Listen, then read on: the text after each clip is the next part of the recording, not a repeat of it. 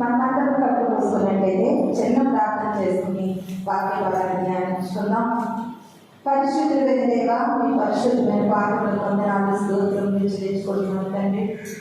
ఈ ప్రాముఖ్యమైన సమయంలో ప్రభా, ఈ దేనదాస్త్రాన్ని నన్ను నిలబెట్టిన దేవాలయ స్తోత్రములు, నన్ను పూర్తిగా మీ శిలువచారణ వరకు చేస్తున్న తండ్రి. అయ్యా, నేను నా ఆలోచనలు ఏది ఇక్కడ పనిచేయకుండా ప్రభా, కేవలం ప్రభా తండ్రి నాయన నీ మాటలు మాత్రమే తండ్రి నేను వినడానికి. అయ్యా నా తండ్రి నాయన, నా యొక్క నోటికి ప్రభా మీరే మంచి స్వరముగా ఉండి మా అందరితో సూటిగా తేటగా మాట్లాడండి. నీ మాటలపైన దృష్టి నింపే భాగ్యం ప్రతి బిడ్డని దయచేయండి. ఆ మాటలకు లోబడే మనస్తత్వాలు మాకు దయచేయమని, వెత్తబడుతున్న ఈ వాక్యము మంచి నేల పడిన విత్తనము వలె ఫలించడానికి మీరే సహాయం అనుగ్రహించమని సమస్తాన్ని మీ చేతులకు అప్పగించుకుంటూ వాళ్ళ రాబోతున్న యేసు పరిశుద్ధ నామములో అడిగి వేడుకుని ప్రార్థిస్తున్నాను తండ్రి. ఆమేన్. చక్కటి సమయం ఇచ్చినటువంటి దేవునికి వందనాలు. కుడి వచ్చిన మీ అందరికీ కూడా నా వందనాలు తెలియజేస్తూ ఉన్నాను. ఈ యొక్క సమయంలో వాక్య భాగాన్ని చదువుకుందాం. దానియేలు గ్రంథము 6వ అధ్యాయము 22వ వచనాన్ని చదువుకుందామండి. దానియేలు గ్రంథము 6వ అధ్యాయము 22వ వచనము. నేను నా దేవుని దృష్టికి నిర్దోషిగా కనబడితే కనుక ఆయన తన దూతను పంపించి సింహములు నాకు ఏ హాని చేయకుండా వాటి నోళ్ళు మూయించెను. రాజా, నీ దృష్టికి నేను నేరం చేసిన వాడను కాను కదా అనెను. హల్లెలూయా, హల్లెలూయా. మనం చదువుకున్నటువంటి వాక్య భాగంలో మనకి ఇక్కడ ఒక గొప్ప వ్యక్తి మనకు కనబడుతూ ఉన్నారు. ఆయన పేరు దానియేలు. ఏం పేరేంటి? దానియేలు. ఈ దానియేలు గారి యొక్క జీవిత చరిత్రను మనం ఆలోచన చేసినట్లయితే అందరికీ ఆ పేరు వాక్యము నేను ఇక్కడ ఉన్నా అందరూ ఇంటి తిరగండి, నా వైపు చూడండి. ప్రతి ఒక్కరు అస్సలు కనపడి చూడదు. శుక్రవారం వాక్యంలో చెప్పాను, ఇటు అటు ఎప్పుడైతే నీ కన్నులు ఇటు అటు చూసేయో వెంటనే సాధారణంగా నేను ఆ వాక్యం వినకుండా తెలియనటువంటి ఆలోచనలకి మనల్ని తీసుకుని వెళ్ళిపోతూ ఉంటాడు. ప్రియమైనటువంటి దేవుని సంగమా, ఇక్కడ మనకు కనబడినటువంటి దానియేలు గారి యొక్క జీవిత చరిత్ర ఏంటంటే, దానియేలు గారు దేవుని నమ్ముకున్నటువంటి భక్తి గల యవన బిడ్డ. యవన కాలంలో ఉన్నప్పుడు బబులోను రాజైనటువంటి నెబుకద్నెజరు ఈ యొక్క తెలివితేటలు అందచందాలు కలిగినటువంటి ఇశ్రాయేలీయుల ప్రజలలో నుండి కొంతమంది బిడ్డల్ని వారు చెరపట్టుకుని వారి దేశానికి తీసుకుని వస్తారు.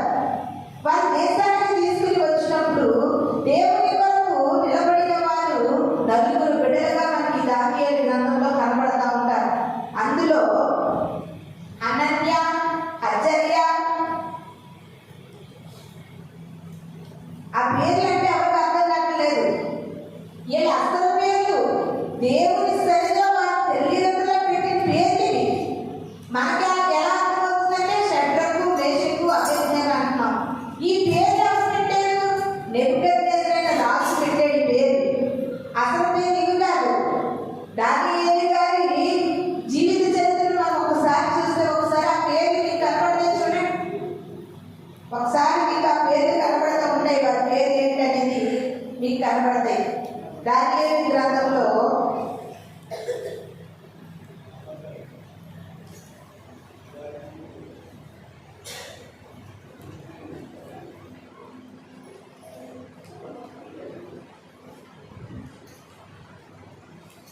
ఒకటవ అధ్యాయం 6వ వచనం ఒకసారి చదవండి.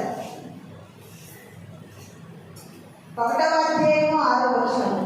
యూదులలో నుండి దానియేలు, అనన్య, మిషాయేలు, అజర్య అనువారు వీళ్ళలో నుండి. షడ్రకు, మేషకు, అబేద్నెగోల పేరేంటి? అనన్య, మిషాయేలు, అజర్య, దానియేలు.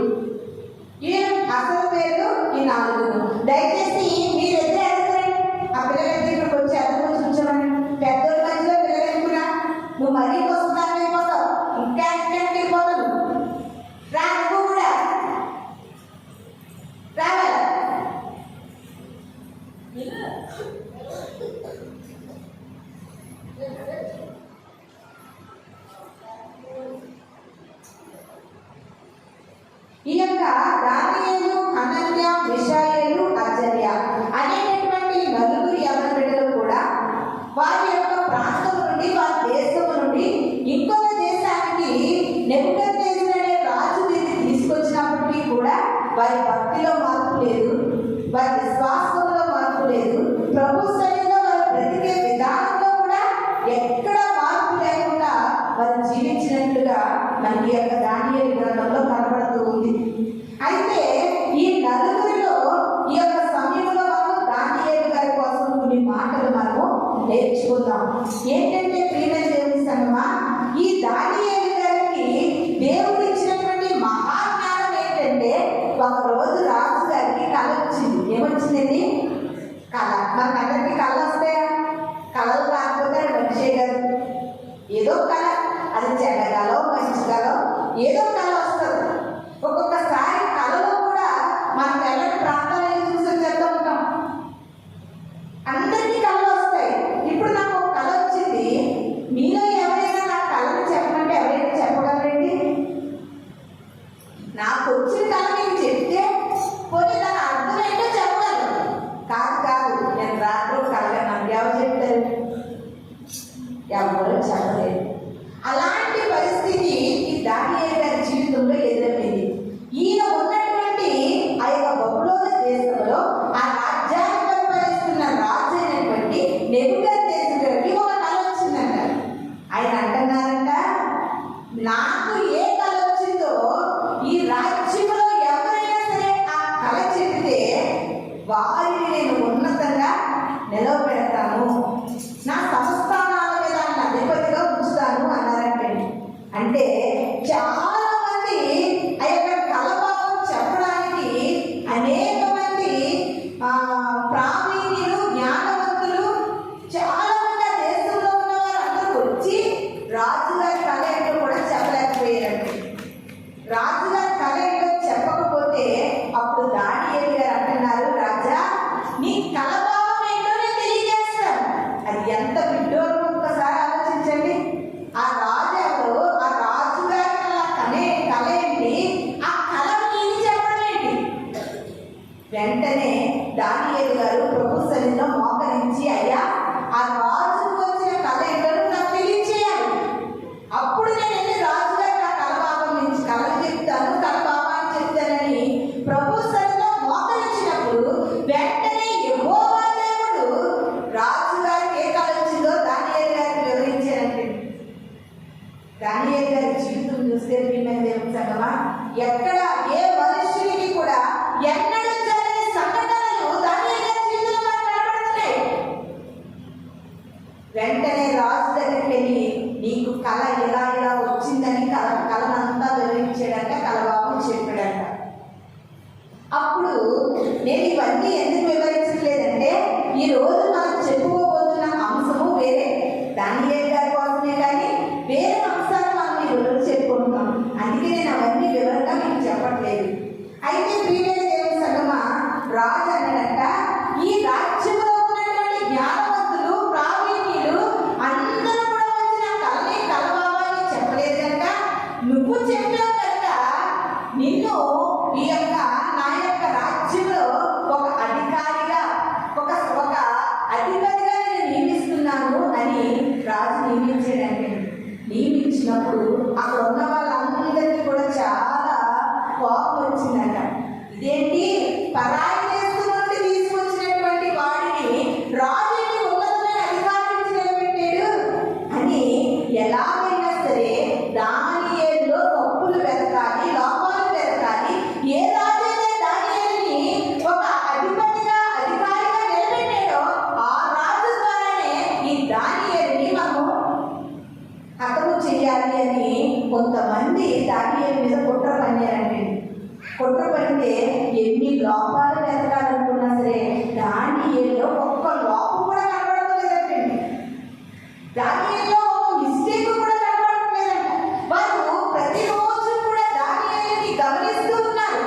ఏదైనా చిన్న అవకాశము దొరికితే తప్పనిసరిగా రాజుగారి దగ్గరికి వినిపించి తప్పనిసరిగా అధికారం నుండి తప్పించడమే కాదు, మరణానికి ఆహుతి చేసేటట్టుగా చేయాలని పన్నాగం పని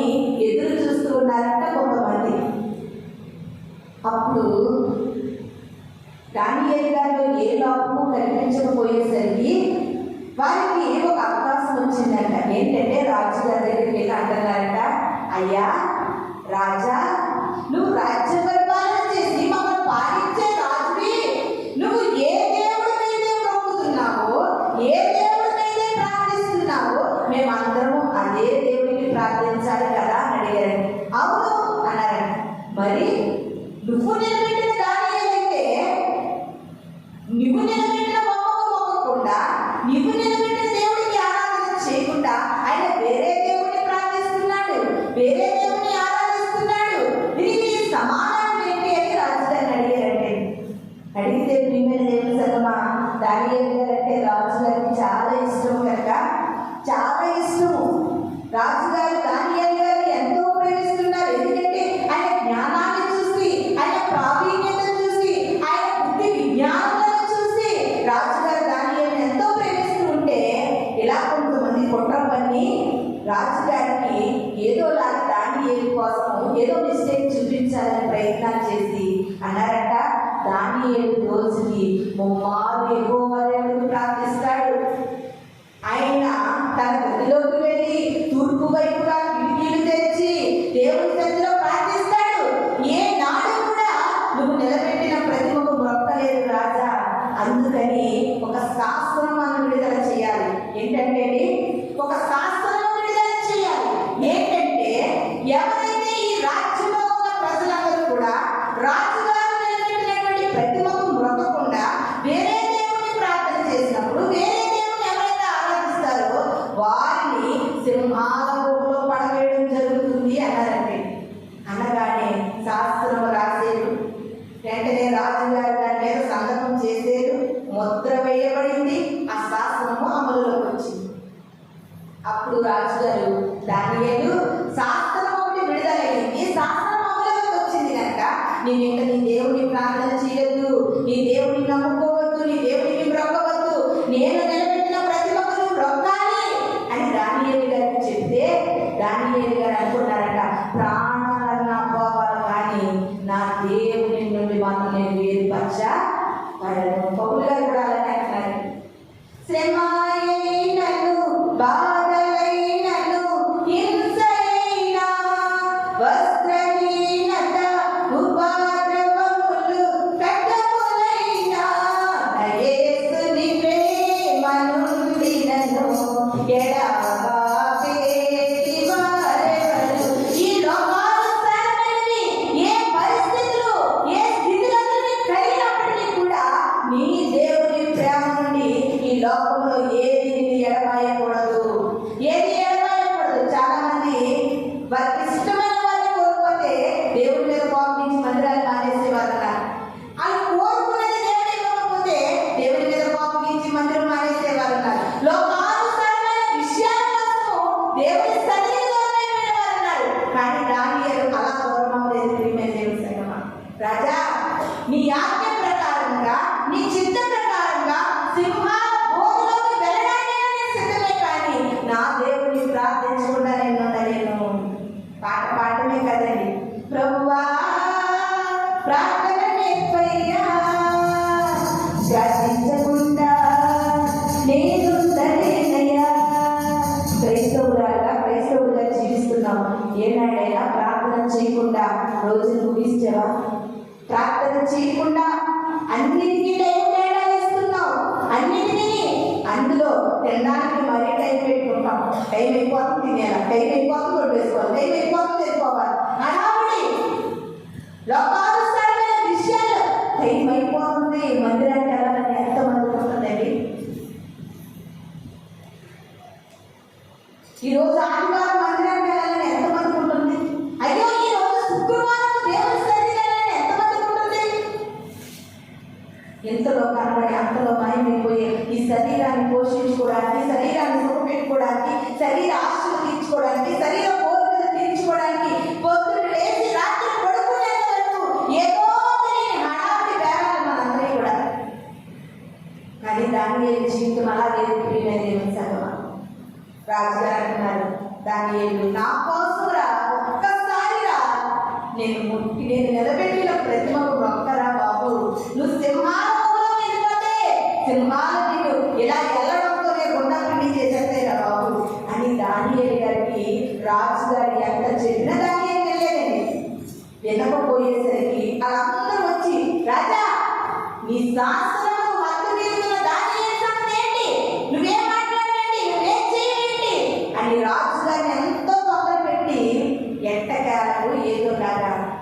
ఆకలితో ఉన్న సింహాలను ఒక గుహలో పెట్టి ఆ గుహలోకి దానియేలు గారిని పంపించారంటే, ఆ గుహలోకి దానియేలు గారిని పంపించేశారంట. ఈ కథ, ఈ స్టోరీ, ఈ జీవిత సత్యము, ఇది జరిగినటువంటి ఈ బైబిల్ గ్రంథంలో జరిగిన సంఘటనలు మనకి ఏనాడో తెలుసు. ఒక్కసారి నువ్వు ఆ యొక్క సిచ్యువేషన్ ఊహించుకోండి. ఆకలితో ఉన్న సింహాలు, అందులో మనం వెళ్ళడం అంటే మాటలా? అసలు వెళ్ళగలిగే ధైర్యం ఉంటుందా? ఎంత భయంకరమైన పరిస్థితి సంగమా. దానియేలు గారు ఆ గుహలోకి వెళ్ళగానే ఆకలితో ఉన్న సింహాలు ఆవు రావుమంటూ వరుస్తూ ఉన్నాయంట. ఆవు రావుమంటూ వరుస్తూ ఉంటే దానియేలు గారండి, ఏ దేవుని కోసం నేను సింహాల గుహలోకి వచ్చానో ఆ దేవుని వల్ల నేను ప్రార్థించాలని సింహాల మధ్యలో ప్రార్థనకి మోకాళ్ళు వేసినప్పుడు ఆ సింహాలు కూడా దానియేలుతో పాటు మోకరించేయట. ఆకలి ఏమైపోయింది?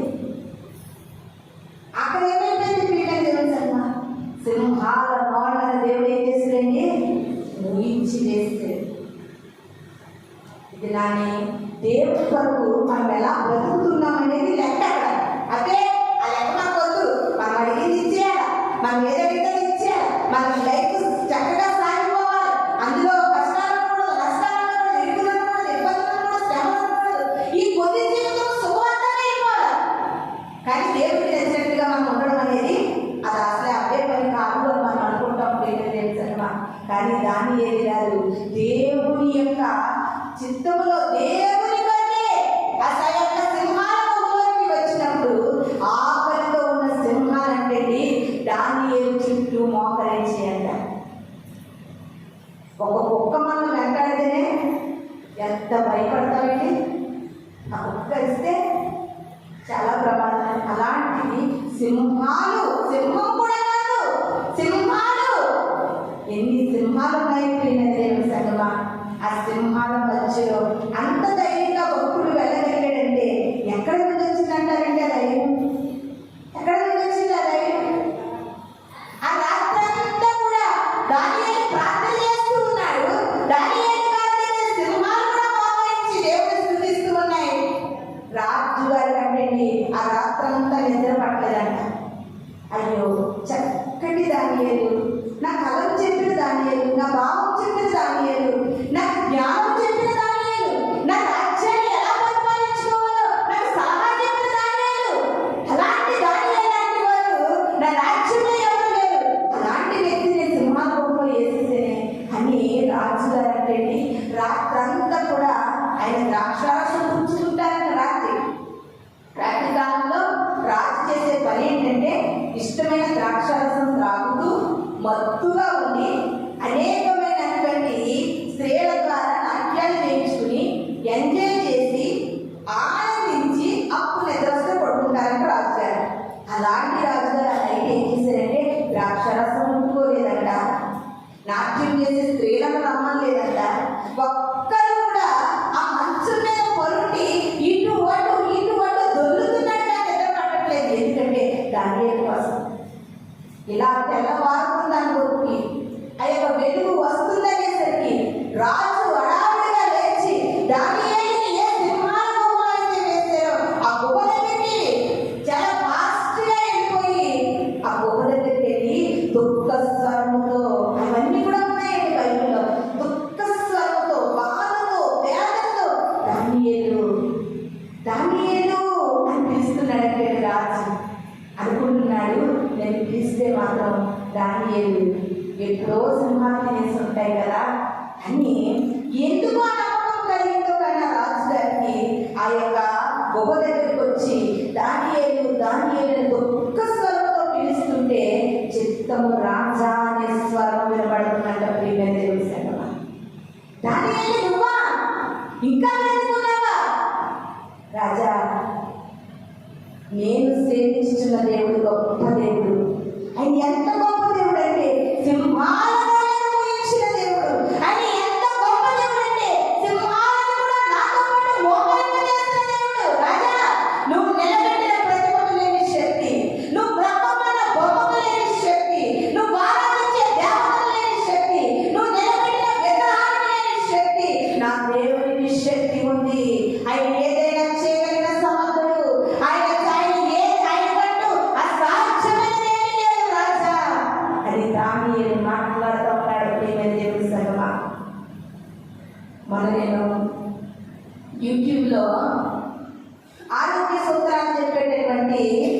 డాక్టర్ గారు ఉంటారండి. ఆయన ఆయుర్వేదాలకు సంబంధించి చెప్తూ ఉంటారు.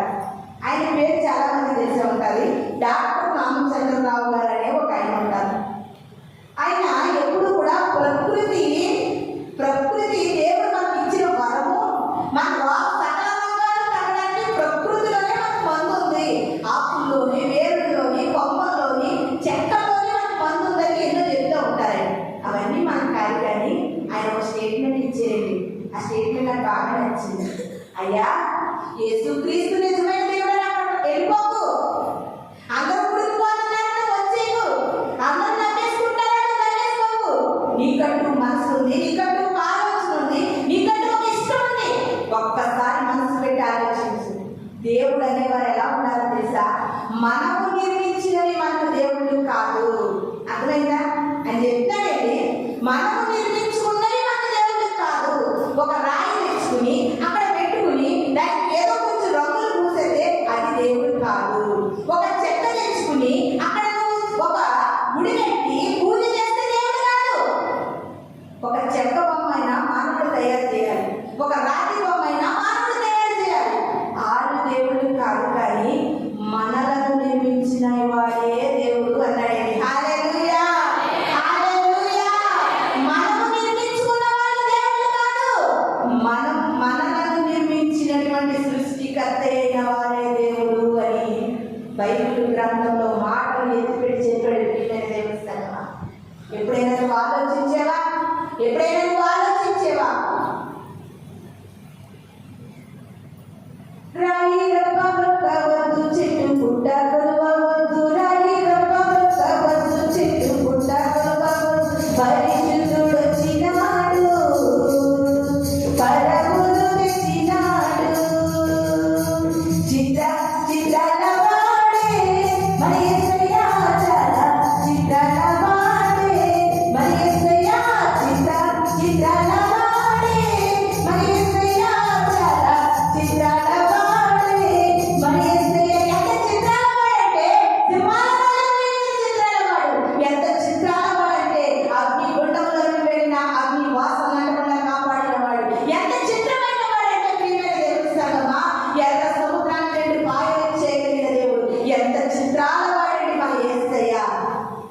రాజుకి దానియేలు మన దేవుని యొక్క గొప్పతనాన్ని చాటిస్తున్నాడు. రాజా, నీ కళ్ళెదురుగా ఆకలితో ఉన్న సింహాల నుంచి వాటి మధ్యలో నేను పంపించావు. నా దేవుడు ఎంత గొప్ప దేవుడు తెలుసా రాజా? ఎప్పుడైనా సరే నీ జీవితం అటువంటి సాక్షిగా ఎక్కడైనా నిలబడగలిగేవా? అటువంటి సాక్షిగా దేవుని గొప్పతనాన్ని ఎంతమంది అన్యుల మధ్యలో నువ్వు ప్రకటించగలుగుతున్నావా? దేవుని ప్రేమ, దేవుని గొప్పతనాన్ని, దేవుని అద్భుతాలు, దేవుని ఆశ్చర్యాలు, మన దేవుడు లాంటి దేవుడు ఈ లోకంలో ఎక్కడ లేడు. ప్రియమైన దేవుడి సంగమా, అనేక మంది వ్యక్తులు చెబుతున్నారండి, అనేక మంది వ్యక్తులు చెబుతూ ఉన్నారు దేవుని యొక్క గొప్పతనం కోసం. ఈ దానియేలు గారు రాజుతో అలా మాట్లాడి ఒక మాట అంటున్నారంటే, ఆ మాట వరకు ఈ దినాన్ని నేను వాక్యాన్ని తీసుకున్నాను, అదే మీతో చదివించాను. ఒకసారి వాళ్ళ చదువుతావా?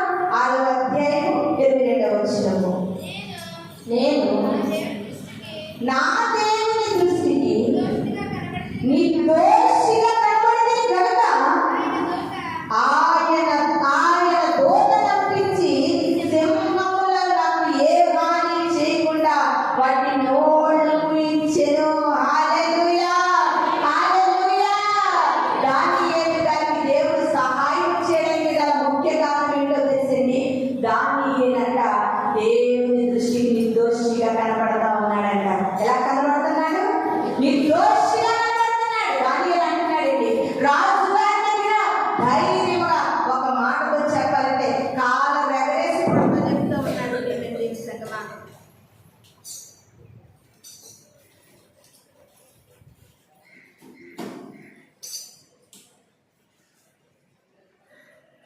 హల్లెలూయా, హల్లెలూయా. ఒక్క మాటతో చెప్పాలంటే దానియేలు గారు మన దేవుని గొప్పతనాన్ని ఎలా చాటిస్తున్నారో తెలిసేది. కాళ్ళను ఎగరేసి చాటిస్తున్నారు. చాలా మంది పురుషులు చూడండి, కాళ్ళను ఎగరేయడం అంటే ఏంటనుకున్నారు? అది గొప్ప. చూడరా నా బిడ్డ ఎంత బాగా చదువుకున్నాడు, చూడరా నా కుమార్తె నాకు ఎంత మంచి పేరు తెచ్చిందో అని నలుగురిలో కాళ్ళు ఎగరవేయాలంటే అది మామూలు విషయం కాదండి. రాజుగారి ఎదుట దానియేలు నిజముగా అంత సమర్థవంతంగా మాట్లాడుతూ ఉన్నాడు. రాజా, నా దేవుడు నన్ను ఎందుకు విడిపించాడో తెలుసా? నేను ఆయన దృష్టికి నిర్దోషిని గనక, ఆయన దృష్టికి నేను నిర్దోషిని గనక నా దేవుడు నన్ను సింహాల నోటి నుండి తన దూతను పంపించి ఆ సింహాల నోళ్లను మూయించినాడు.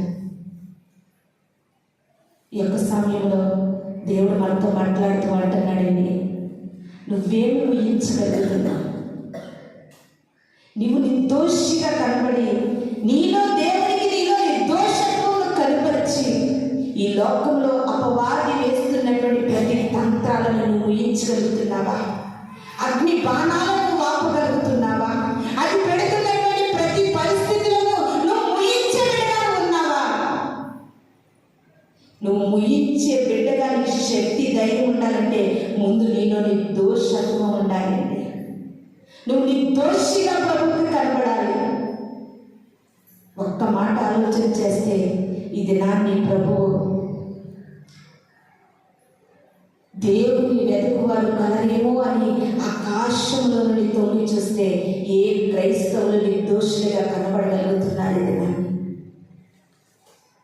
నువ్వు నిర్దోషిగా కనబడితే సింహాల నోళ్లను మూయించిన దేవుడు మరణములో నుండి నిన్ను జీవములోనికి నడిపిస్తాడు.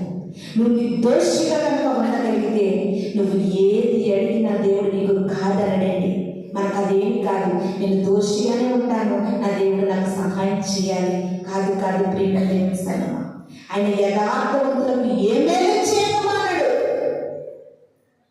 ఆ కుట్ర పన్ని పన్నాగం పన్ని రాజుగారిని దానియేలు మీద కుట్రగా మాట్లాడిన ప్రజలు ఏం చేశారో తెలుసండి?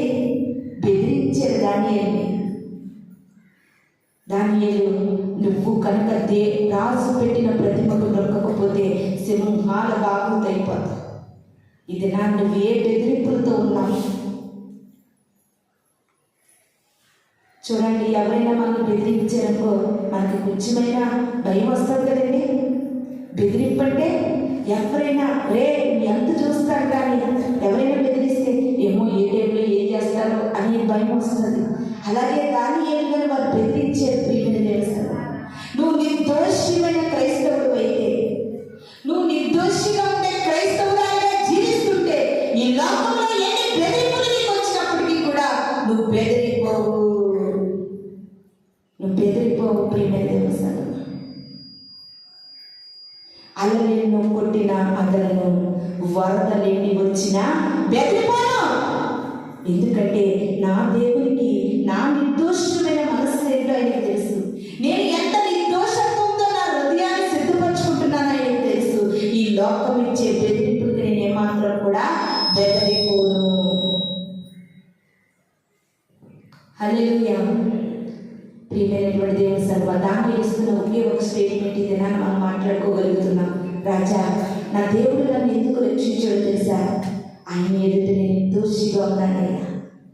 అదొక్కటే, నా దేవుడు నన్ను కాపాడుతాడు. ఎప్పుడైనా మనకి తీరని వ్యాధి వచ్చింది, తీరని కష్టం వచ్చింది, మనం అనుకున్నది మనకి జరగట్లేదు, ఎప్పుడైనా దేవుడి సన్నిధిలో కూర్చుని ఇవన్నీ జరగకపోవడానికి గల కారణం ఏంటి? నాలో నిర్దోషత్వం ఎక్కడైనా తక్కువైందా? అసలు తక్కువ మాటే, కొంచెమైనా నాలో నిర్దోషత్వం ఉందా అని ఎప్పుడైనా నువ్వు పరీక్షించుకున్నావా? నువ్వు పరీక్షించుకున్నావా ప్రియమైన దేవుని సంగమా? ఒక కొటేషన్ పెట్టారండి. ఒక వ్యక్తి వచ్చి యేసుక్రీస్తు వారి దగ్గరికి ఒక వ్యక్తి వచ్చి అడుగుతున్నాడంట, అయ్యా నీ పరలోక రాజ్యం నన్ను తీసుకెళ్ళి బాబు, నేనేం అడగను, ఆ పరలోక రాజ్యం నాకు కావాలి అన్నాడంట. ఆ ఒక్క వారమే వచ్చి అడిగాడంట. అడిగితే దేవుడు అన్నాడంట, వారము నా దగ్గరికి రాలేనటువంటి నీవు నిత్యము పరలోక రాజ్యంలో ఉండాలంటే ఉండలేవు. చూడండి ఎంత ఆశ్చర్యంగా ఉందో. వారం మందిరానికి రావడమే బలవంతంగా వస్తావు, మందిరానికి రావడమే ఇష్టం లేకుండా వస్తావు, మందిరానికి రావడమే ఏదో రావాలన్నట్లుగా ఆచారంగా అలవాటుగా నామకార్థంగా వస్తావు.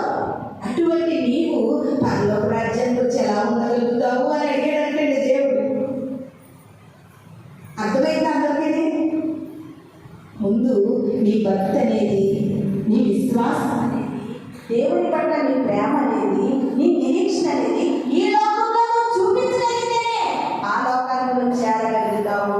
ఎక్కడ లేదు అక్కడ ఎలా వస్తుందండి? ఇక్కడ లేని భక్తి, ఇక్కడ లేని పరిశుద్ధత, ఇక్కడ లేని పవిత్రత ఆ పరలోక రాజ్యంలో ఎలా ఉండదు? ప్రియమైన దేవుని సంగమా, పాపమంటే ప్రభు యేసుకు అసహ్యము, పాపి మార్పు చెందుటయే ఇష్టము. పాపం అంటే ఎంత అసహ్యం. నువ్వు ఇక్కడ పాపిగా ఉంటే ఆ రాజ్యాన్ని ఎలా చేరగలుగుతావు? ఇక్కడ మారగలిగితే, ఇక్కడ మార్పు చెందగలిగితే, ఇక్కడ మారు మనసు పొందగలిగితే దేవుడి రాజ్యాన్ని నువ్వు చేరగలుగుతావు. ప్రియమైన దేవుని సంగమా, దానియేలు గారు మాట్లాడినటువంటి మాటలు మనం మాట్లాడగలుగుతున్నామా? అయ్యా, నాలో నీ దోషత్వం ఉందని నువ్వు చెప్పగలుగుతున్నావా? ప్రియమైన దేవుని సంగమా, ఒకసారి దానియేలు గారిని సింహాలు తెరలేదండి, సింహాలు తెరలేదు. అయ్యో, దానియేలు గారికి సింహాలు ఎందుకు తెరలేదు? రాజుకి దానియేలు అంటే చాలా ఇష్టం కదా, అందుకే ఏదో మ్యాజిక్ చేసుకుంటాడు. ఏంటండి? ఏదో మ్యాజిక్ చేసుకుంటాడు, అందుకే దానియేలు గారిని సింహాలు తెరలేదు. అవునండి, మనకు ఇష్టమైన వారు ఎవరికైనా సరే ఏదైనా ప్రమాదం వస్తుందనుకో, అది తప్పించే ప్రయత్నం మనం చేస్తాం కదా. అలాగా రాజుకి దానియేలు గారు అంటే చాలా ఇష్టం అని ముందు చెప్పారు కదా పాస్టర్ గారు. రాజు ఏదో మ్యాజిక్ చేసుకుంటాడు, రాజు తల చుట్టూ ఏదో జరుగుతుంది అనుకుంటారేమో, అందుకని ఒక వచనాన్ని చూపించాలని నేను ఆశపడుతున్నాను. ఒక వచనాన్ని చూపిస్తూ ఉన్నాను. 6వ అధ్యాయం 24వ వచనాన్ని చదువుకుంటామండి. ఆటోకు కూడా మనకు క్లియర్ అయిపోతుంది.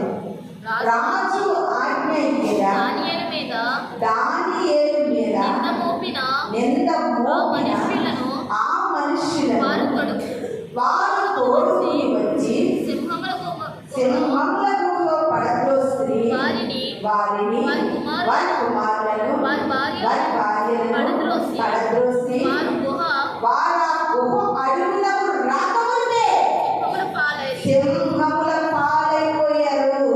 సింహములు వారి ఎముకల సహితము పగలగొట్టి పొడి చేసేయండి. హల్లెలూయా, హల్లెలూయా. ఎంత విడ్డూరము ప్రియమైన దేవుని సంగమా. ఎవరైతే దానియేలు మీద కుట్ర పని, దానియేలు మీద అవి పన్నాగం పని, ఏదో దానియేలు సింహాల గుహలో పడేస్తే దానియేలు దేవుడు రక్షించాడని రాజుకి కోపం వచ్చి ఎవరెవరు రాజు గారిని చెడు మాటలు చూడండి, చెప్పుడు కొట్టు మాటలు అంటారు చూడండి, అలాంటి చెప్పుడు కొట్టు మాటలు ఎవరెవరైతే చెప్పారో రాజు వాళ్ళందరినీ, వారితో పాటు వారి భార్యని, వారి పిల్లల్ని కూడా అంటండి ఏ సింహాలలో దానియేలు వేసారో దానియేలు బయటకు వచ్చిన తర్వాత ఆ సింహాల గుహలో మీద పడేశారంటండి. వాళ్ళు ఇంకా ఆ గుహలో అడుగు పెట్టకముందే సింహాలు వారిని తీరేసేయంట. ఎంత చక్కగా వివరించి రాయబడిందని చూసారు. అంతేకాదు వారి ఎముకల సైతం కూడా పగలగొట్టి పొడి చేసేసేయంట. ప్రియమైన దేవుని సంగమా, అర్థమైందా? ఏ సింహాల దగ్గర రాజు మ్యాజిక్ చేశాడని ప్రజలు అంటారేమో, అక్కడ దేవుని గొప్పతనం అనేది, దేవుడు మహిమపరచబడాలని మరలా అదే గుహలోకి ఎవరైతే దానియేలు మీద పన్నాగం పడ్డారో వారిని పడేశారండి. వారిని పడేస్తే అప్పుడు వరకు నోరు మూసిన సింహాలు నోరు మూసుకుండొచ్చు కదా. వెంటనే పడేసిన ఫ్యామిలీస్ అందరినీ కూడా నమిలి పీకేసి వారి యొక్క ఎముకలను కూడా పగలగొట్టి పొడి చేసుకుని తినేసి అంటే సింహాలు. ఎంత ఆశ్చర్యమో ప్రియమైన దేవుని సంగమా. ఇప్పుడు ఎందుకు ఈ మాట చదివించిందని తెలుసా? ఒక క్రైస్తవుడిగా నేనుండాలని సాక్ష్యం ఉండాలి. ఎవరితో ప్రమాదం జరిగింది, యాజ్గా దేవుని ప్రమాదం నీకు జరిగింది, అక్కడ నీ దేవుడికి మహిమకరంగా ఏదైనా సాక్ష్యం ఉందా? అమ్మా ఏంటి వాళ్ళు ఎలా అంటే అలాగే చనిపోతున్నారు, అదే సిచ్యువేషన్ నాకు కలిగిందో నేను ఎందుకు బ్రతికిన్నాను? ఆయన కృప వలన మనం బ్రతికిన్నాము. ప్రతి క్రైస్తవుడు కూడా అటువంటి సాక్ష్యములు కలిగి ఉండాలి. ప్రియమైన దేవుని సంగమా, అటువంటి సాక్ష్యములు కలిగి ఉండాలండి. పాటలు పాడటం కాదండి. చావైనా బ్రతుకైనా నీ కొరకే దేవా అంటావు. బ్రతుకైతే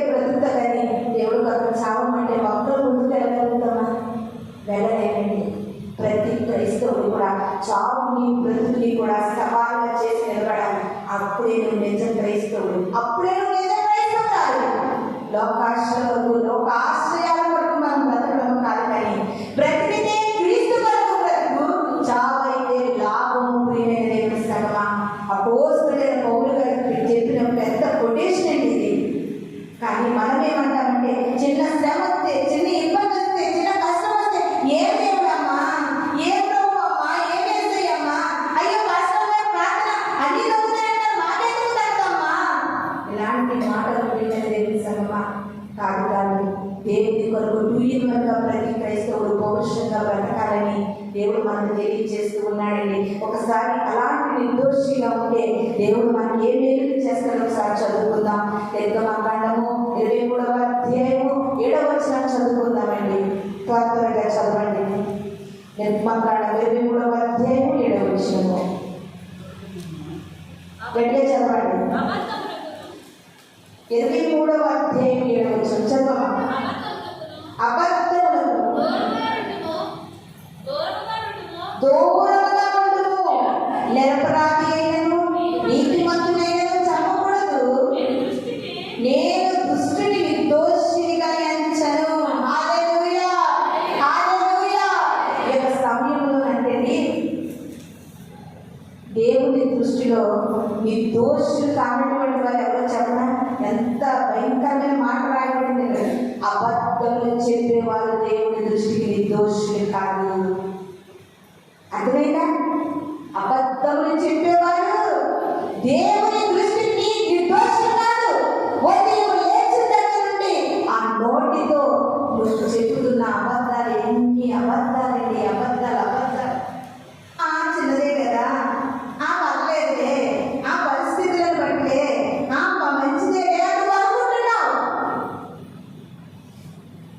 నిజంగా చెప్పాలంటే తుఫాను వచ్చిందండి, పెద్ద వర్షం ఏమన్నా చిన్ని చిన్ని గాలి అనే పెద్ద తుఫానుగా మారినట్లుగా చిన్ని చిన్ని అబద్ధాలు దేవుని దృష్టిలో నిన్ను దోషిగా ఎంచుతున్నాయి, నిన్ను దోషిగా ఎంచుతున్నాయి. ఎవరైనా ఇంటికి వచ్చినప్పుడు మా డాడీ లేదని చెప్పరా, మా అమ్మ లేదని చెప్పరా, ఇది అబద్ధమే. ఎవరు నిర్దోషులుగా కనబడుతుందంటే అబద్ధములు చెప్పేవారు నిర్దోషులుగా ఎంచబడరు.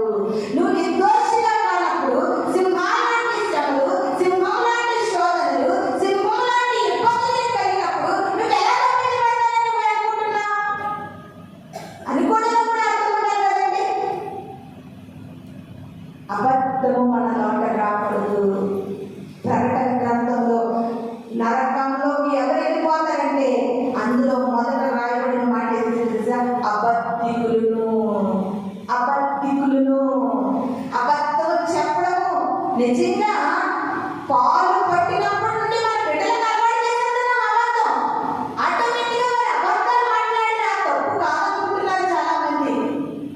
కానీ నువ్వు అబద్ధములు పలుకుతున్నావేమో, దేవుని దృష్టిలో దోషిగా కనబడతావు. ప్రియమైన దేవుని సంగమా, అలాగే ఇంకొక మాట చూసుకుందాం. సంఖ్యాకాండము 5వ అధ్యాయము 19వ వచనం చదువుకుందామండి. అప్పుడు యాజకుడు ఆ స్త్రీ చేత ప్రమాణము చేయించి ఆమెతో చెప్పవలసినదేమనగా, నువ్వు ఏ పురుషుడును నీతో సైనికపని ఎడలా నీవు నీ భర్తకు ఆదీనురాలు అయినప్పుడు నీ కడుపుకు పోయి నీవు తప్పిపోయి అపవిత్రమైన కార్యము చేయకపోయి ఎడలా శాపము కలిగించే ఆ చేదు నీళ్ళు నుండి నీవు నిర్దోషివి కమ్ము. ఒకసారి చెప్పే నీ వాక్యం ఏంటంటే, పాత నిబంధన గ్రంథంలో మోషే కాలంలోని ఒక దేవుడు ఒక ఆజ్ఞ పెట్టాడండి. ఆజ్ఞ ఏంటో తెలుసా? ఏ భర్తకైనా భార్య మీద అనుమానం వస్తే వెంటనే దైవసేవకుని అతను తీసుకుని వస్తే దైవసేవకుడు కొన్ని చేదు కలిపిన నీళ్లు చేతితో పట్టుకుని ప్రార్థన చేసి ఆ స్త్రీకి ఇస్తాడు.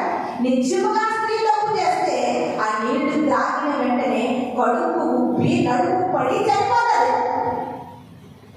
నిజముగా పాపము చేయని స్త్రీ అంటే చేదు నీళ్లు త్రాగిన నిర్దోషి నిర్దోషిగా నిలబడతాదని ఇక్కడ వాక్యం చెప్తుంది. ప్రియమైన దేవుని సంగమా, అర్థమైందండి? చేతు నీళ్ళు త్రాగినప్పటికీ కూడా పాపము చేయలేని స్త్రీలకి అది ఏ హాని చేయదు. చేతు నీళ్ళు త్రాగినా సరే వారు నిర్దోషిగా దేవుని దృష్టిలో కనబడతారని ఇక్కడ దేవుడి సంఖ్యాకాండంలో మనకు వివరిస్తూ ఉన్నాడు. ఈ యొక్క సమయంలో ఒకవేళ నీకు దేవుని దృష్టిలో నువ్వు నిర్దోషిగా కనబడకుండా దోషిగా కనబడేటటువంటి నీ యొక్క కాపురం విషయంలో, నీ సంసార జీవితం విషయంలో బై మిస్టేక్స్ నీలో ఏమైనా ఉన్నాయేమో ఈ దినాన్ని నువ్వు విడిచిపెట్టే, ఈ దినాన్ని నువ్వు తొలగించుకో, ఈ దినం నుండి వాటి జోలికి పోకు. ఎందుకంటే దోషులు అగ్నిగుండంలోకి ఆపుతవుతారు, నిర్దోషులు పరలోక రాజ్యాన్ని చేర్చబడతారు.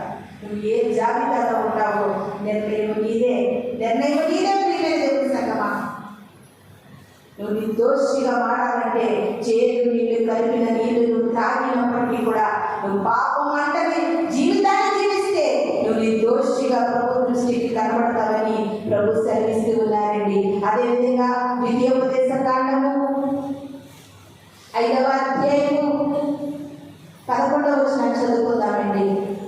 ద్వితీయోపదేశ కాండము, నీ దేవుడైన యెహోవా నామమును వ్యర్థంగా ఉచ్చరింపకూడదు. నా నామము వ్యర్థంగా ఉచ్చరింపకూడదు. యెహోవా తన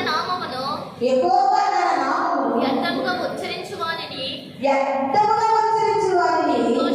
నిర్దోషిగా ఎంచడు. హల్లెలూయా. దేవుడు ద్వితీయోపదేశ కాండంలో క్రైస్తవులకి కొన్ని ఆజ్ఞలు ఇచ్చాడండి. ఆజ్ఞలో ఒక ఆజ్ఞ తెలుసా? నా నామమును వ్యర్థంగా ఉచ్చరించకూడదు. అంటే వ్యర్థముగా నా పేరును పలకకూడదు. కొంతమంది సినిమాకి వెళ్ళేటప్పుడు ఏసై అంటారంట, పాపం చేస్తున్నప్పుడు ఏసై అంటారంట, వెళ్ళకూడని స్థలాలకు వెళ్ళడానికి కూడా ఏసై అంటారంట. నా నామమును ఎక్కడ పడితే అక్కడ వ్యర్థముగా మాట్లాడకు, వ్యర్థముగా ఉచ్చరించకు. ఎందుకంటే నువ్వు ఉచ్చరిస్తే దేవుని దృష్టిలో నిర్దోషిగా కనబడవు. మనం నమ్ముకున్న దేవుడు పవిత్రుడు, పరిశుద్ధుడు, పాపం అంటే పాపరహితుడిని మనం నమ్ముకున్నాము కనుక ప్రియమైన దేవుని సంగమా, ఆయన పేరుని, ఆయన నామాన్ని, ఆయన నామకరణని మనం ఎప్పుడు కూడా మన పెదవులతో వ్యర్థముగా మాట్లాడకూడదు, వ్యర్థముగా ఉచ్చరించకూడదు, వ్యర్థముగా పలకకూడదని ఈ యొక్క ద్వితీయోపదేశ కాండంలో భక్తుడు తెలియజేస్తా ఉన్నాడండి. వ్యర్థముగా ఉచ్చరించడం వల్ల ఏమైపోతున్నాము? నిర్దోషిగా ఎంచబడమంట, నిర్దోషిగా ఎంచబడవు. అదేవిధంగా దానియేలు గారు నిర్దోషిగా ఉండడం వల్ల దేవుడి సింహాలను తప్పించాడు. అదేవిధంగా 2వ సమూయేలు గ్రంథము 22వ అధ్యాయము 25వ వచనం చూస్తే అక్కడ కూడా ఒక భక్తుడు నిర్దోషిగా ఉండడం వల్ల దేవుడు అతను తప్పించినట్లుగా మనకు కనబడతా ఉంది. 22:25 చదవాలి. కావున నేను నిర్దోషిగా ఎదుట యెహోవా చూచెను, తన దృష్టికి కనబడిన నా చేతుల నిర్దోషత్వమును బట్టి నాకు ప్రతిఫలం ఇచ్చెను. హల్లెలూయా, హల్లెలూయా. ఏ దానియేలైతే రాజా నా దేవుని దృష్టికి నిర్దోషం కాబట్టి దేవుడు నన్ను తప్పించాడని చెప్తున్నారో, ఇక్కడ 2వ సమూయేలు గ్రంథంలో ఇక్కడ భక్తుడు తెలియజేస్తున్న మాట ఏంటంటే, నేను నిర్దోషుడైన యెహోవా చూచెను. ఆయన చూస్తాడండి. నిజంగా నిర్దోషిగా కనుక ఉన్నట్లయితే ఆయన చూసి ఆయన నీకేం చేస్తాడంటే తన దృష్టికి కనబడిన నా చేతుల నిర్దోషత్వమును బట్టి నాకు ప్రతిఫలం ఇస్తాడు. చాలా మంది అక్రమంగా ధనమును పుట్టించుకుంటారండి, అక్రమంగా చేతులతో లంచాలు పుచ్చుకుంటారు. అది కూడా దేవునికి అసాధ్యమైన కార్యం. లంచములు పుచ్చుకున్నారని వాళ్ళు క్లారిటీగా మాట్లాడతాము. అందుకనే జక్కయ్య అక్రమంగా తీసుకున్నాడు కనుకండి 4 ఇంతలుగా పంచిపెట్టేసాడు. ఎందుకంటే అక్రమంగా తీసుకోవడం వల్ల మనం నిర్దోషులుగా దేవుని దృష్టికి కనబడము.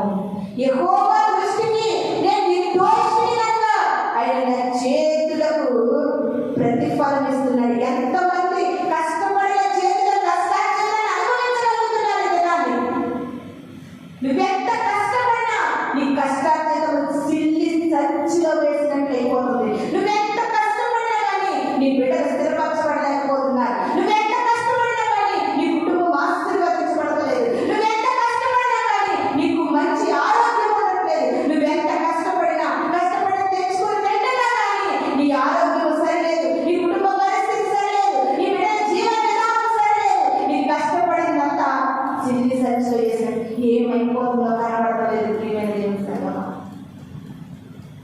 దోషత్వంతో నువ్వు కష్టపడితే దేవుడు నీ చేతులు నీ దోషాన్ని బట్టి నీకు ప్రతిఫలం ఇస్తాడు. నీ చేతులు నీ దోషాన్ని బట్టి ఇస్తాడు. మన రూపాయి అయితే 10 రూపాయలు ఇచ్చేస్తాడు అంటాం కదండి. దశమ భాగం ఉంది కాదని నన్ను అంతకంటే ముందు నువ్వు ఎలా సంపాదిస్తున్నావనేది కూడా నీకు ఒక లెక్క ఉంది, నీకు ఒక నిబంధన ఉంది. నీ చేతుల కష్టార్జితాన్ని అనుభవించాలి. చూడండి, కీర్తన గ్రంథం ఉంటుంది. కీర్తన గ్రంథంలో యెహోవా భయభక్తులుగా ఆశీర్వదించబడ్డాడు. నీ చేతుల కష్టార్జితం నువ్వు అనుభవిస్తావు. నీ లోకిట నీ భార్య ఎప్పుడు ఫలించే ద్రాక్షాలుగా ఉంటుంది. నీ పిల్లలు వరిగొమ్మలుగా ఉంటారు. ఏ కుటుంబం ఉందండి ఇది? దాన్ని అంత అందంగా ఏ కుటుంబం కనపడతా ఉంది? పైకి ప్రజలను నప్పించడానికి, పైకి ప్రజలను నెప్పించడానికి కనబడుతున్నారు, కానీ కుటుంబాల్లో సమాధానం లేదు, నెమ్మది లేదు, మనశ్శాంతి లేదు. అసలు నీ చేతుల కష్టార్జితము నువ్వు అనుభవించలేకపోతున్నావు. ప్రియమైన దేవుని సంగమా, జాగ్రత్త. నీ చేతుల కష్టార్జితము నువ్వు అనుభవించాలంటే నీ దేవుని దృష్టిలో దోషముగా కష్టపడాలి. అక్రమంగా కష్టపడకూడదు, అబద్ధముగా కష్టపడకూడదు, అబద్ధ సాక్ష్యములుగా సంపాదించకూడదు. ప్రతిదీ కూడా దేవుడు లెక్కలోకి తీసుకునేస్తాడండి మనల్ని. ప్రతి ఒక్కరు కూడా రూపాయి తెచ్చుకున్నప్పటికీ కూడా అది మనకు ఆరోగ్యాన్ని కలిగించేదంటే మనం దోషత్వం బట్టి మనకు ప్రతిఫలము కలుగుతుందని ప్రభు మాట్లాడుతూ ఉన్నారు. ఇంకొక మాటను చూద్దాం. కీర్తనల గ్రంథము 18వ అధ్యాయం 24వ వచనం చూసుకుందామండి. కీర్తనల గ్రంథము 18వ అధ్యాయం 24వ వచనము. కీర్తనల గ్రంథం చదవడమా? కావున యెహోవా నేను నిర్దోషిగా ఉండుట చూచి తన దృష్టికి కనబడిన నా చేతుల నిర్దోషత్వమును బట్టి నాకు ప్రతిఫలం ఇచ్చును. హల్లెలూయా, హల్లెలూయా. ఆయన చూస్తూ ఉన్న దేవుడు. ప్రియమైన దేవుని సంగమా, నువ్వు కష్టపడుతున్నటువంటి కష్టార్జితము అది అన్యాయమా, న్యాయమా, క్రమమా, అక్రమమా, దోషమా, నిర్దోషమా, ఎలా సంపాదిస్తున్నామో కూడా ఆయన చూస్తూ ఉన్న దేవుడండి. దాన్ని బట్టి మన చేతుల కష్టార్జితాన్ని ఆయన ఆశీర్వదిస్తాడు. ఇప్పటి వరకు తెలుసో తెలియకో నువ్వు దోషిగా నిలబడిపోయేవేమో, దోషిగా మిగిలిపోయేవేమో. దేవుడు అంటున్నాడు, ఈ క్షణంలోనైనా నువ్వు నిర్దోషిగా మారడానికి ప్రయత్నించు, నిర్దోషిగా జీవించడానికి ప్రయత్నించు. నిర్దోషిగా ఉన్నట్లయితే ఆయన మరణం నుండి నిన్ను తప్పిస్తాడు. నిర్దోషిగా ఉంటే ప్రమాదాల నుండి తప్పిస్తాడు. నిర్దోషిగా ఉంటే భయంకరమైన రోగాల నుండి తప్పిస్తాడు. నిర్దోషిగా ఉంటే ఈ లోకంలో ప్రభువులకు ఒక సాక్షిగా వాడుకుంటాడు. ప్రియమైన దేవుని సంగమా, ఈ రోజు మనం నిర్దోషత్వాన్ని మనం సంపాదించుకునే బిడ్డలుగా ఉండాలి. ఇంకొక మాటను చూద్దాం. సామెతల గ్రంథము 17వ అధ్యాయము 5వ వచనం చూసుకుందామండి. బీదలను వెక్కిరించువాడు వారి సృష్టికర్తను నిందించువాడు. ఆపదను చూసి సంతోషించేవాడు నిర్దోషిగా ఎంచబడడు. నా మాట బీదలను చూసుకోవడం, ఎక్కిరించుకోవడమే. తిండి లేని వారిని, బట్ట లేని వారిని, బీదరికంలో ఉన్న వారిని, పేదరికంలో ఉన్న వారిని జాగ్రత్త. ఒకవేళ నువ్వు సంపన్న స్థితిలో ఉన్నావేమో, నీ కళ్ళెదురుగా పేదవారు కనబడ్డారేమో, నువ్వు వారిని ఎక్కిరిస్తే, నువ్వు వారిని హ్యాండిల్ చేస్తే, వారిని చిన్న చూపు చూస్తే, వారిని చిన్నగా మాట్లాడితేనంట. ప్రియమైన దేవుని సంగమా, ఎవరిని మనం నిందించినట్టు తెలిసండి, సృష్టికర్తను నిందించినట్టండి. హల్లెలూయా, హల్లెలూయా. ఎంత గొప్ప మాట, ఎంత గొప్ప మాట. ప్రియమైన దేవుని సంగమా, నువ్వు బీదలను ఎప్పుడు కూడా హేళన చేయదు. వారి వస్త్రాలను చూసి, వారి జీవితాలను చూసి, వారి బ్రతుకులను చూసి, వారి ఇంట్లను చూసి, వారిని చూసి నువ్వు హేళన చేస్తే సాక్షాత్తు సృష్టికర్తను నిందించినట్టు అంట. ప్రియమైన దేవుని సంగమా, నువ్వు నిర్దోషిగా కనపడాలంటే ఈ పని కూడా నువ్వు చేయడానికి వీలు లేదండి, వీలు లేదు. ఇంకొక మాటను చూద్దాం. యెహెజ్కేలు గ్రంథము 18వ అధ్యాయము 9వ వచనం చదువుకుందామండి. యెహెజ్కేలు గ్రంథము 18వ అధ్యాయము 9వ వచనం చదువుకుందాం. యథార్థపరుడై నా కట్టడలను 7 నా విధులను అనుసరించిన వాడే నిర్దోషియను. హల్లెలూయా, హల్లెలూయా. ఎంత చక్కటి మాట చూడండి ప్రియమైన దేవుని సంగమా. ఎవడైతే యథార్థపరుడై నా కట్టడలను, నా ఆజ్ఞలను, నా విధులను గైకొంటారో, వాక్యాన్ని అనుసరించి నడుచుకుంటారో, వారే నిర్దోషిగా ఎంచబడతారంట ప్రియమైన దేవుని సంగమా. ఇది నాని ప్రభు మనతో మాట్లాడుతుంటే, ఈ వాక్యం ఆనందిస్తూ ఉంటే, నిన్ను నువ్వు పరీక్షించుకుంటూ ఉంటే, నిన్ను నువ్వు పరిశీలించుకుంటూ సరి చేసుకుంటూ ఉంటే, అసలు కొంచెమైనా నిర్దోషం నీలో ఉందా? కొంచెమైనా నిర్దోషత్వం నీలో కనబడుతుందా? చెప్పబడిన వాక్యాలన్నింటినీ నువ్వు ఆలోచన చేసుకుంటే, నువ్వు అసలు దేవుని దృష్టికి దోషిగా మిగిలిపోతున్నావా? నిర్దోషిగా మిగిలిపోతున్నావా? ఈ యొక్క సమయంలో ప్రభు మనం ప్రశ్నిస్తూ ఉన్నాడు. నిర్దోషి అంటే ఆ చిన్న మాట కదా నువ్వు అనుకుంటున్నావు. నిర్దోషులని ఏమాత్రం ఎంచడు, ఎంచడు. ఆయన ఏ సహాయం చేయలేడు. నాకు అనిపిస్తూ ఉందండి, ఆయన కుంటోళ్ళకేమో చూపునిచ్చాడు, కుంటోళ్ళ పాలు ఇచ్చాడు, కుంటోళ్ళకి చూపునిచ్చాడు, పక్షవాయువు కలిగిన వాళ్ళు లేవనెత్తాడు, 12 ఏళ్ళ రక్తస్రావంగా స్త్రీని బాగు చేశాడు. ఇన్ని స్వస్థతలు చేసిన దేవుడు నీకెందుకు చేయట్లేదు? నువ్వెందుకు పొందుకోవట్లేదు? నువ్వెందుకు అనుభవించట్లేదంటే నాకు అర్థమైంది ఏంటంటే, నీలో నిర్దోషత్వం ఎక్కడో లోపించింది. నీలో నిర్దోషత్వం లేదు. రక్షింపనేరకున్నట్టు ఆయన హస్తం ఏనాడు వంచకాలేదు. అప్పుడు చేసిన దేవుడు కలిసిపోయాడా? కాదు. నిన్న నేడు నిరంతరం ఏకరీతిగా ఉన్న దేవుడు. మరి నీ పట్ల ఎందుకు కార్యములు జరగట్లేదు? నీ పట్ల ఎందుకు స్వస్థత జరగట్లేదు? నీకే ఎందుకు జరగట్లేదంటే నువ్వు ఇంకా ఏదో దోషం కనబడతా ఉంది నీలోని. నీలో ఎక్కడో దోషం ఉంది ప్రియమైన దేవుని సంగమా. చిలక జ్యోతిష్యం తీసే దోషం కానిది, సగుణాలు చూసి దోషాలు కానిది. చూడండి, ఆ యొక్క సగుణాలు మంచి చెడ్డ చూసే వాళ్ళు అంటారు, ఈ కొన్ని రోజుల్లో దోషం అంటే ఈ రోజు అయిపోయి మోహం పెడదాం. అది కాదండి దోషం. రోజుల్లో లేదు, నెలల్లో లేదు, సంవత్సరాల్లో లేదు, కాలాల్లో లేదు దోషం. దోషము మనిషిలో ఉంది. అన్ని కార్యాలు పొందుకున్న వారు అనేక మంది ఉంటే నీవెందుకు పొందుకోవట్లేదంటే నీలో ఎక్కడో దోషము లోపము కనబడతా ఉంది ప్రియమైన దేవుని సంగమా.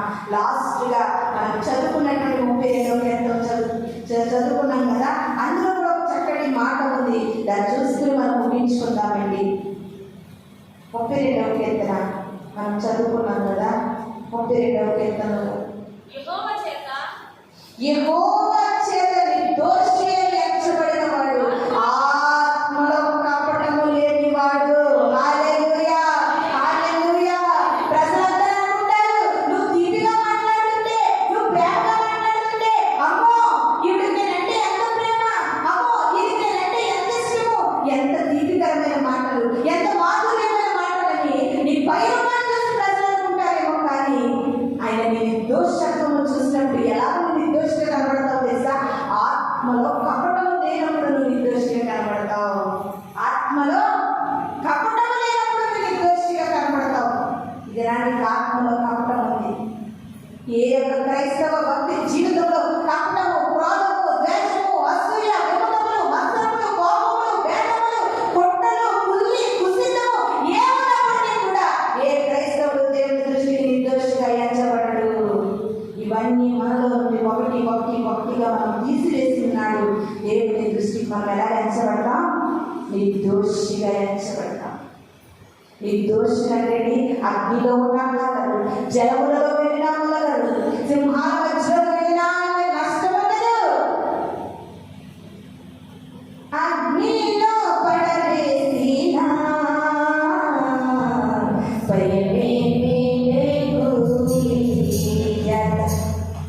నీలో నిర్దోషత్వం ఉంటే నీకేది సంభవించినా, నీకేది ఎదురైనా, నీ కుటుంబానికి ఏది కలిగినా, నీ పరిస్థితులను ఏది అడ్డవచ్చినప్పటికీ కూడా భయము లేకుండా నువ్వు జీవిస్తావు ప్రియమైన దేవుని సంగమా. ఇది ఈ లోకంలో భయము అనేది మనుషులను పట్టి పీడించే ఒక భయంకరమైన అపవాదండి. ఆ భయముతోనే అనేకులు తమ ప్రాణాలను తమ చేతులతో వారే తీసుకుంటా ఉన్నారు. దాని అంతటికీ గల కారణం ఏంటంటే భయము. భయం ఎవరిలో ఉంటుందంటే దోషిగా ఉన్న వారికి భయం ఉంటుంది. నువ్వు నీ దోషిగా బ్రతకగలిగితే బెదిరింపులకు కాదు, భయాలకు కాదు, వేటికి లోపడవు. ప్రియమైన దేవుని సంగమా, దానియేలు నన్ను నేర్పించినటువంటి గొప్ప పాఠం ఏంటంటే ఎవరు వచ్చినా సరే ప్రార్థన చేసుకోవద్దంటే నువ్వు వెనకాడకూడదండి. ప్రార్థనకి వెళ్ళొద్దంటే నువ్వు వెనకాడకూడదు. ఈ శరీరం అంటది అలసిపోయి వచ్చారు కదమ్మా. మన శుక్రవారం అలాగే కదా, చాలా మంది గొప్ప అలసిపోయి ప్రార్థనకు రాలేదు మన చర్చిలో. అలసిపోయావు కదండి, పడుకో కానీ నువ్వు నరకంలోకి వెళ్ళిన తర్వాత పడుకోవాలని ఉంటారు కానీ అజ్ఞానంలో పురుగుచ్చావదు, కూర్చోవాలంటారు కానీ అజ్ఞానంలో పురుగుచ్చావదు. దేవుని మందిరం అప్పుడు నీకు గుర్తొస్తుంది. ప్రియమైన దేవుని సంగమా, నీ శరీరం నేను లాగినప్పటికీ, నీ పాదాలు నేను మొండి చేసినప్పటికీ వాటిని జయించగా సరే నువ్వు దేవుని సన్నిధికి రావాలి, దేవుని మందిరానికి రావాలి. అలసిపోయినప్పటికీ కూడా ఆ రాత్రి ప్రార్థన చేయకుండా పడుకోకు. అలసిపోయినప్పటికీ తెల్లవారుజామున దేవుడికి మొర పెట్టకుండా కాలు బయట పెట్టకు. దేవుళ్ళకు నియమ నిబంధనలు పాటించినప్పుడు దేవుడి దృష్టిలో నిర్దోషిగా ఎంచబడతావు. దేవుడి కొద్ది మాటలు మన ఇంటిలో దీవించి ఆశీర్వదించినాక మనమందరం కూడా కళ్ళు మూసుకుందాం, చిన్న ప్రార్థన చేసుకుందాం. బహున్నతమైన దేవ, ఆశ్చర్యకరుడా, గొప్ప తండ్రి, మీకు వందనాలు. ఈ యొక్క సమయంలో ప్రభా దానియేలు గారిని మా కళ్ళ ముందు పెట్టినారు తండ్రి. అవును ప్రభా, సింహాల్లో కాదయ్యా, రాజుగారిలో కాదు, కానీ దానియేలు గారిలో నిర్దోషం ఉంది కనుక ఆయన తప్పించబడ్డారు ప్రభా. అయ్యా, మాలో కూడా నిర్దోషత్వము దయచేయండి. ఉదయం లేచిన దగ్గర నుండి ప్రతి పనికి రాని పనికొచ్చి మాటలలో అబద్ధములతో మేము దోషులం అయిపోతున్నామయ్యా. ప్రతి విషయంలో మమ్మల్ని కనికరించండి ప్రభా. అయ్యా, ఈ క్షణం నుండి మమ్మల్ని మేము నిర్దోషులుగా ప్రభా నీ సన్నిధిలో కనుపరుచుకునే భాగ్యాన్ని దయచేయమని, వినవాక్యం ప్రతి హృదయంలో నీరు కట్టి ఫలింపచేయమని, ఈ కొద్ది మాటలు ప్రభా ప్రతి వినికిలో దీవించి ఆశీర్వదించమని త్వరరాగుతున్న యేసు పరిశుద్ధ నామములో అడిగి వేడుకుని ప్రార్థిస్తున్నాను తండ్రి. ఆమేన్. మీ అందరికీ వందనాలు. మనమందరం కూడా మొక్కలు